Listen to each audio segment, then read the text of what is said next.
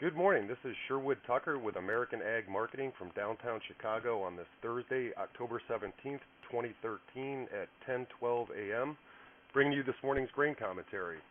And there are some major moves developing in all the outside markets today as an agreement was reached to raise a debt ceiling and avoid default on the U.S. debt yesterday between Democrats and Republicans. The USA has, however, been put on credit watch by the major rating agencies in this country.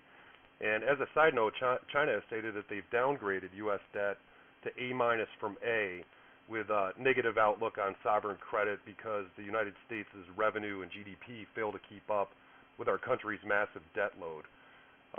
Looking out here across the board, the U.S. dollar is plummeting. It's back under the key 80-cent level.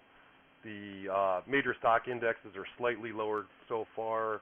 Crude oil is sharply lower, down about $1.50 at 101.10. The gold market's $37 higher this morning at $13.19, and interest rates continue to head lower as after yesterday's announcement, the market is expecting the Fed to keep its printing presses rolling, and also its QE program going forward here. Some additional notes are, if you look here, the December corn market is up about a penny after trading higher overnight. The November soybeans up strongest at about 13 cents, 12.89 and a quarter. December wheat at 6.90 and a half. Another strong day by wheat after having a big down day yesterday. It looks like it's trying to recapture some of those losses, up 9 cents, 6.90 and a half. Kansas City also rebounding here a little bit, up 4 3/4, 7.49 and a half. You have the December meal at 409.90, and December oil at 41.30, down 7 on the day so far. A couple notes in the corn market is again it traded higher overnight, now trading up about a penny. With extreme softness in the U.S. dollar and reports that China has purchased as much as 1.2 million metric tons of corn in October alone, taking advantage of cheaper prices here in the U.S., we'd expect this market to be higher than where it currently stands now, so we'll see how that develops throughout the day. And there was a story that started circulating yesterday that Mexico has banned the planting of GMO corn, not importing GMO corn, but the planting of GMO corn.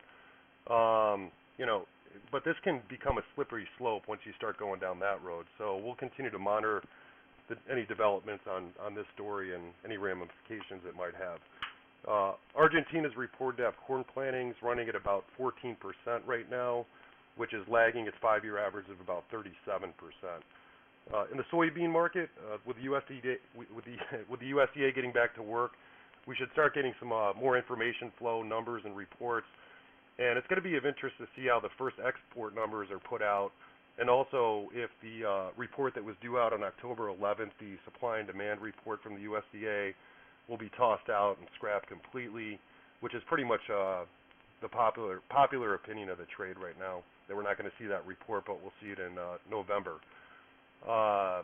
Bean exports for the first due out report should be pretty huge based on the numbers that have been circulating around the trade. Soybean futures had a big rise in trading volume yesterday. Seems to be an indication of what's happening here today with a strong move, and the basis levels are holding steady. The November-Jan spread is still inverted. If you look there, by about 3 cents now. It actually widened overnight and so far this morning, which is definitely bullish this market. Technically, the 1266 level held, and we continue to trade higher from that level. So we're more likely to push through resistance to the upside with a fundamental backdrop that's currently in place. And if any new positive news comes out or develops, we could easily see beans up over the $13 level.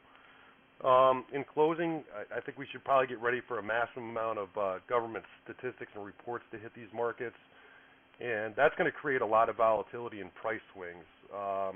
So short-term trading for you guys out there, our outlook is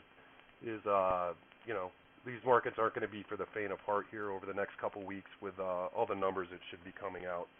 Well, that's about it for this morning's report. If you have any questions or comments, concerns, again, our website's www.americanagmarketing.com. Can also be reached at 312-987-2072 directly.